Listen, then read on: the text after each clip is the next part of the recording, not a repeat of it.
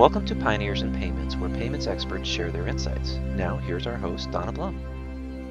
Hello, everyone, and welcome to this edition of Pioneers in Payments. My name is Donna Blum, the host of Pioneers in Payments, and today my guest is Nanci McKenzie with Capital One. Welcome, Nanci. Thank you for having me, Donna. It's a joy to be here. Well, I'm so glad that you were able to join us for the podcast. Really looking forward to gleaning some insights from you today. Before we get started, Nanci, would you mind sharing with our audience a little bit about yourself, your background in the payments industry, and your role at Capital One? Yes, certainly. Well, I got to tell you, it's been a ride. I have been in this industry for a very long time. Sometimes I don't like to admit how long I've been in it. So, people like me, we tend to say something like, yeah, I started when I was 10. But I've been in the financial industry for just about 40 years. Started as a part-time drive-up teller in Sioux City, Iowa. So in the Midwest. And now I'm at Capital One. I am a director of Treasury Management, a payments expert. So I am a subject matter expert with Capital One, have only been with them for a short period of time, but I've got quite a history with them because in my career, I've done many things besides work inside the bank operations, bank compliance, bank audit. Went to a payments association for a while, was at a fintech and did core processing conversions for 5 years. Yes. Wrote code. And then I did audits and risk assessments, as well as was the vice president of payments consulting for a payments association, and worked for a fintech for a while, sold some software and built a compliance program for them. And then along my way, Donna, I've been going to school.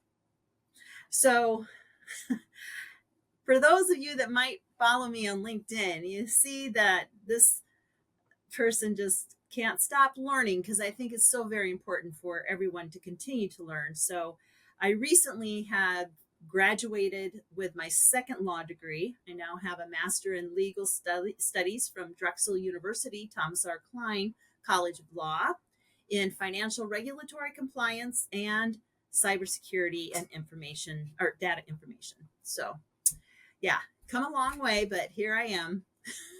Oh my goodness. Oh, we could have a conversation about any number of things here today. What a broad range of experience in the Yeah, industry. That's incredible. And I love that you're a lifetime learner. I am one as well. yeah.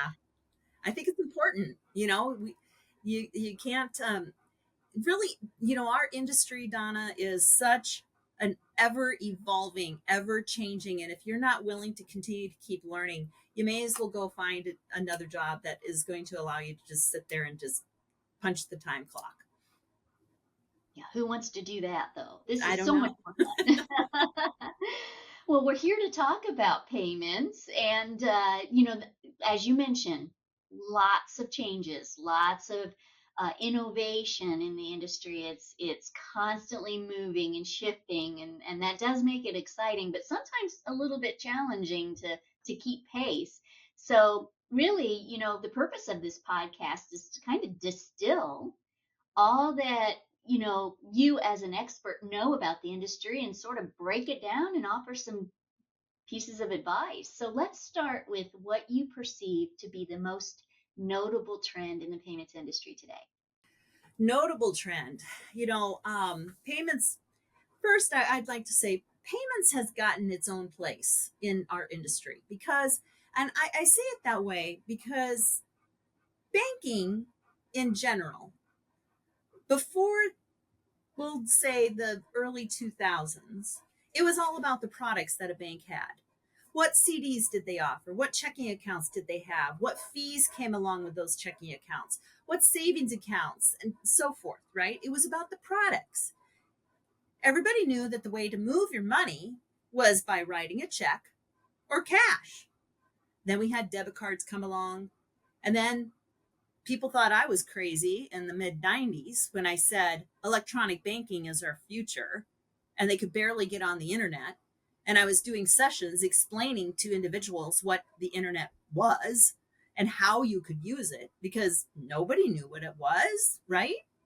And now it's transformed into who cares what kind of checking account that you have? How can I move my money electronically? ACH, FedNow, RTP, and then you get individuals that aren't necessarily in the banking industry and they throw Venmo in there or Cash App or Zelle, methods or services to move your payments.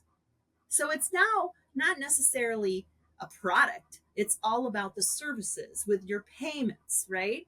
So the biggest trends that I see in the payment industry is just the way that we have continued to grow in the options and moving those payments. And in the future, as RTP and FedNow continue to grow and everybody has to have things faster payments, right? Quantum computing is going to be one of the bigger trends. And I do a lot of presentations on quantum computing as well with Payments Innovation Alliance. So in trending, when I bring up quantum computing, most people are like, huh, that's a trend? It's all about faster payments and moving that money faster. And quantum is fast. And that's the direction we're going in.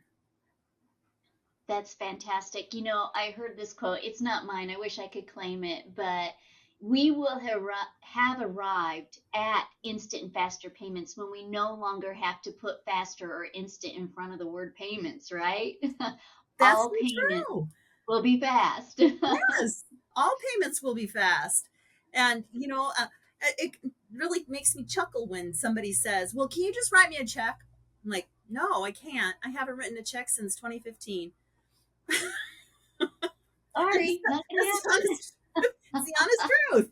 I had to give someone a check just a few weeks ago, and I had to actually go to my bank, walk into the branch, and ask for a cashier's check because I don't have checks. Yeah, that's incredible. Times are changing. And I would probably guess well, I don't know. I don't want to offend anybody, but there's generations that are perhaps a bit more, inclined to still use checks. Absolutely, there are. I'm at the tail end of the baby boomers, and we still got a lot of years of baby boomers, and so checks are not going away because they're not letting go of those checks. Right, right. In some ways, my mother, for example, she thinks that that is a more secure form of payment. So, yeah, she does not want to give her credit card out to anybody that she does not know personally. So, So but true. So true. but times are changing. So let's talk a little bit more about that. Obviously, as the industry is changing, that presents opportunities and challenges. What would you say is the greatest opportunity for organizations that are processing payments? Well, I always want to bring a little history into an answer for something like this because we are now in an environment that is used to what people in the industry understand as ACH. We understand ACH being deposited and debits, so credits and debits. Many consumers don't understand what ACH is. What's AC? AC? Don't know what it is. Say direct deposit or recurring debits. They get it. But do you remember ever going to your customers or your commercial customers and asking, are you interested in doing ACH? No, we didn't. So opportunities in payments today are going to be those faster payments, the FedNow, the RTPs. I get into conversations with people and they say, well, I don't know any of my customers are interested in any of that. Have you asked them? Well, no, but I don't know what they would use it for. There are all kinds of use cases out there, all kinds. And we've got organizations and businesses using RTP and FedNow and being like really excited about the fact that they don't have to wait for settlement. It's within seconds. Their cash flow is much more available to them, and they're getting their customers whole quicker, especially insurance companies. I have one story of my own personal. I had a car that was totaled out. Everybody, okay. But it was totaled, not my fault. Sunday night, 8 o'clock, my claims agent contacted me and said, the claim has been processed. We have considered it a total loss. We want to verify the account number with you that you need the money to be put into. And I agree. Okay. Yes, everything's good. Literally, I wasn't off the phone yet, and I had a message from my bank that the deposit was made. 8 o'clock on a Sunday night. Was I happy about that? Absolutely. What a great way for a financial institution to offer these types of abilities to their customers and make them look like heroes. It's incredible. So the opportunities for payments with financial institutions need to get away from this stigma of, well, I don't think I have anybody that's going to use them, or I don't have the resources internally to allow these types of services to be offered. We've got plenty of service providers that are able to help smaller institutions with this possibility. We just need to get signed up, and we need to understand that faster payments does not necessarily mean faster fraud. You look at the numbers, and the fraud on FedNow and RTP are very low. So really, we've got some great opportunities. We're on the ground level of some of these new payment rails, and it's exciting. Look at where we've come from ACH. You know, it's really an exciting industry to be in, and that opportunity is so open and endless right now for them. I couldn't agree more. And first of all, I want to say I'm really glad that you are okay. But you know, a situation like that has to be stressful, right? Oh, And for sure. you to have you received your funds so quickly, that had to just give you peace of mind. You It could go certainly out and did. get a replacement vehicle, and customer service was spectacular. So I think that's really what financial institutions should be focused on, right? Is their customers' experience, meeting them where they're at, and just providing excellent service. Yeah. Okay. So next question. We just talked about the greatest opportunity. What would you say is the greatest challenge for organizations Well, processing? that's an easy one. That's fraud, right? Fraud is not going away. Fraud is getting bigger and bigger, and our challenge is try to prevent fraud from happening as best as we can. Nobody wants to, within a financial institution, fight with customers in whether or not they made it authorized or unauthorized, or is it fraudulent, isn't it fraudulent. It's not fun. It's not fun. However, most consumers and non-consumers don't have a protection mechanism that they can determine that something might be happening and they're losing money, and they don't maybe even know it. They don't know that they are a victim. They don't know they're being scammed. They aren't catching on. And financial institutions have the responsibility, they are on the front line defense to try to help our customers and our members to protect themselves. And it's a huge challenge for us. But what a great reward when you are actually helping your mother, my father, my sister from losing their entire life savings. And this is happening so much these days. So it is a huge challenge for financial institutions in payments. We've got some new ACH rules that are coming up in 2026 that financial institutions better be preparing for now, because if you think you're ready right now, I want to see the project plan that you've been using for the past year and a half, because it's going to take you time to get your project plan in place, because there's a lot of things that go along with this. Number one, originators, third-party senders, third-party service providers have to do fraud monitoring as well. And they've never done that before. Never have done that.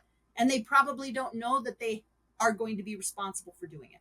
So another big challenge is just getting the word out to our customers that if you're going to be originating ACH, you're going to need to do fraud monitoring.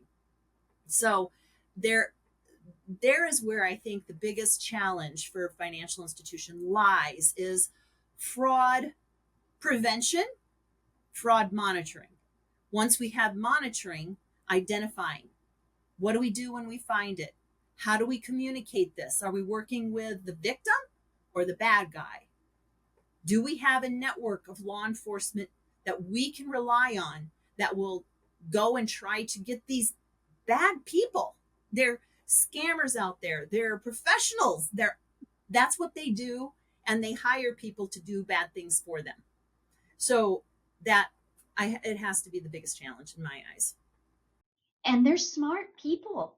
They are making a lot of money at this.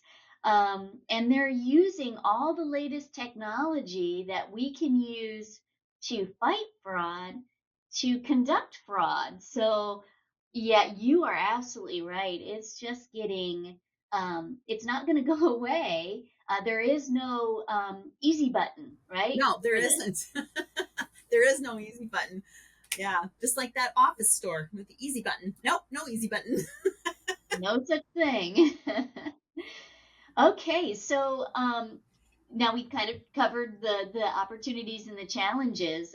My favorite question is, what would you, if you had to just summarize all that you know about the industry and provide one silver bullet piece of advice, what would that be? I would say that the biggest piece of advice is, even in a day where we are seeing more and more instances where we can use artificial intelligence or AI, and we've got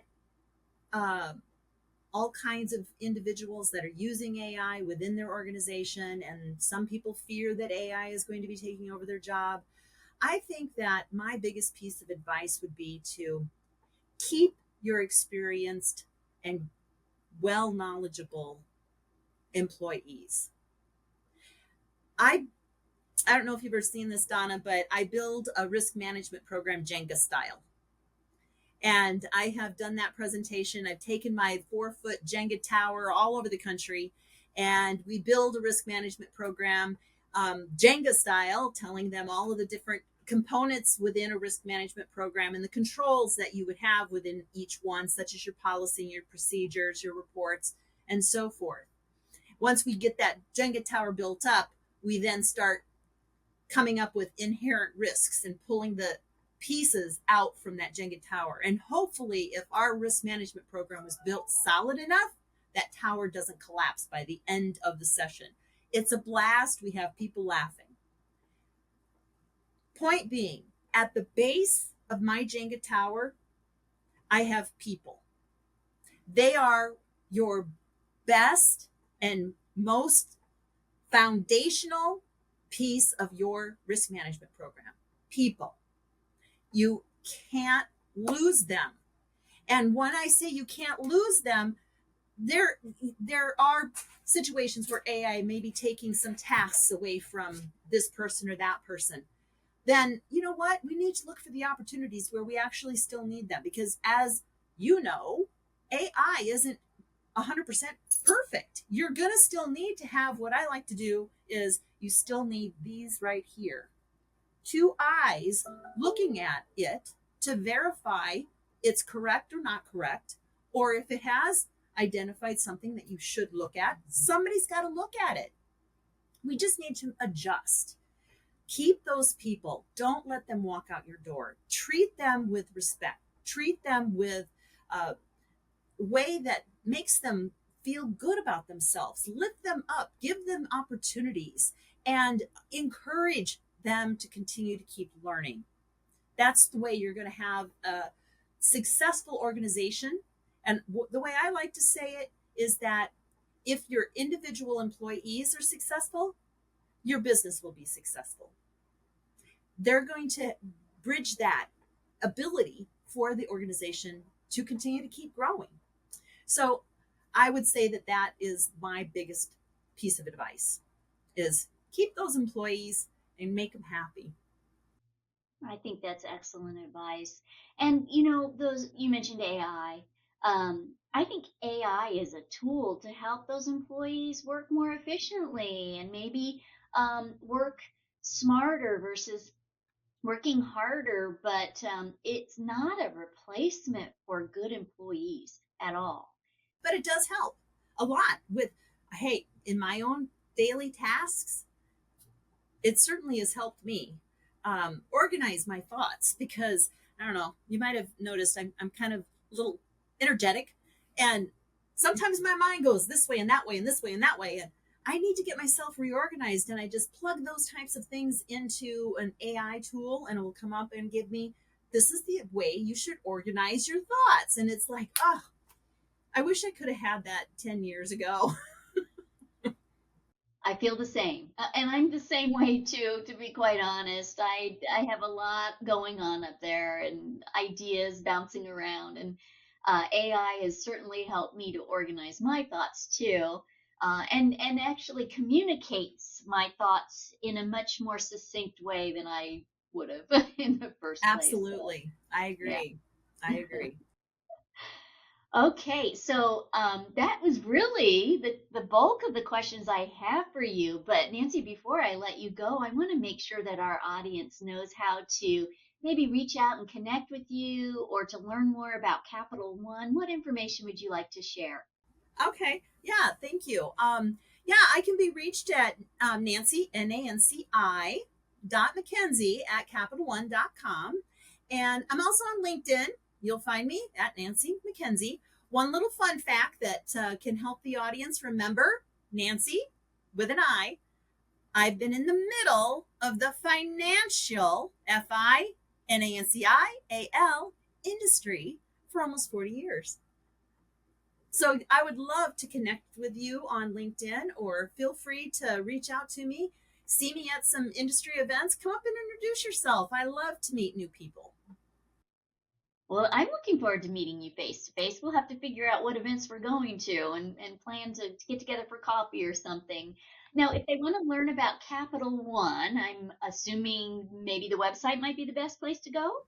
The website is a great place to go. We also do have articles that we will distribute on our website, so look for those. We have some very talented individuals, including me, who will write some articles that may be helpful for individuals that are in your organization or possibly your customers. So yeah, reach out at the website at CapitalOne.com.